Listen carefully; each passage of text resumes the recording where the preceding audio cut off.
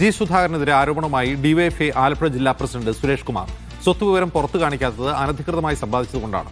സുതാര്യമാണെങ്കിൽ എന്തുകൊണ്ട് പുറത്തു കാണിക്കുന്നില്ല? 50 ലക്ഷം രൂപ ഭാര്യയുടെ അക്കൗണ്ടിൽ നിന്ന് മാറ്റിയത് എന്തിനാണ്? സുധാകരന്റെ സ്വത്തുക്കളുടെ വിവരങ്ങൾ പുറത്തുവിടണമെന്നും സുരേഷ് കുമാർ മീഡിയയോട് പറഞ്ഞു.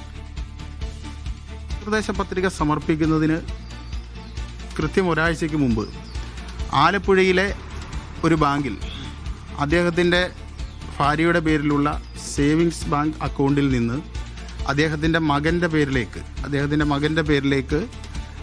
50 ലക്ഷം രൂപ ട്രാൻസ്ഫർ ചെയ്തിട്ടുണ്ട്. അങ്ങനെ ട്രാൻസ്ഫർ ചെയ്ത പണം മകൻ്റെ അക്കൗണ്ടിലുണ്ട്. അതിൻ്റെ വിവരങ്ങൾ സത്യവാങ്മൂലത്തിൽ കാണിച്ചിട്ടില്ല. ഞങ്ങൾ ഉന്നയിച്ച പ്രധാനപ്പെട്ട വിഷയം, സാധാരണ നിലയിൽ അദ്ദേഹത്തിൻ്റെ ഭാര്യയുടെ പേരിൽ 50 ലക്ഷം രൂപയുണ്ടെങ്കിൽ ആ 50 ലക്ഷം രൂപയുണ്ട് എന്ന് സത്യവാങ്മൂലത്തിൽ കാണിക്കാമല്ലോ. അതിനു പകരം ധൃതി പിടിച്ച് ഒരു കുറുക്കു വഴിയിലൂടെ മകൻ്റെ പേരിലേക്ക് അത് ട്രാൻസ്ഫർ ചെയ്യുകയും ഇതൊന്നും സത്യവാങ്മൂലത്തിൽ കാണിക്കാതിരിക്കുകയും ചെയ്യും. ഫൈസൽ അസീസ് വിവരങ്ങൾ നൽകും. ഫൈസൽ, ഇതിനെന്താണ് സുധാകരന്റെ മറുപടി?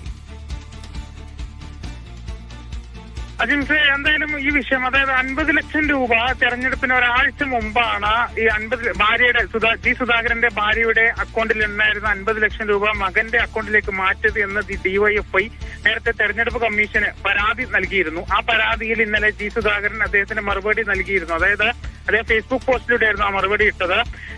തന്റെ കണക്കുകൾ, അതായത് സ്വത്ത് വിവരങ്ങളൊക്കെ സുതാര്യമാണെന്നും അതുപോലെ തന്റെ അന്വേഷിക്കുന്നതോടൊപ്പം തന്നെ എച്ച് സലാമിന്റെതും അതുപോലെ സജി ചെറിയാന്റെതും ഉൾപ്പെടെയുള്ള സ്വത്ത് വിവരങ്ങൾ അന്വേഷിക്കണമെന്നുമാണ് ജി സുധാകരന്റെ മറുപടി ഇട്ടത്. അതിന് ഫേസ്ബുക്ക് പോസ്റ്റ്, അതിന് വെല്ലുവിളിച്ചുകൊണ്ട് ഈ ഡിവൈഎഫ്ഐയുടെ നേതാവ് സുരേഷ് കുമാർ ഫേസ്ബുക്ക് പോസ്റ്റ് പങ്കുവച്ചിരുന്നു.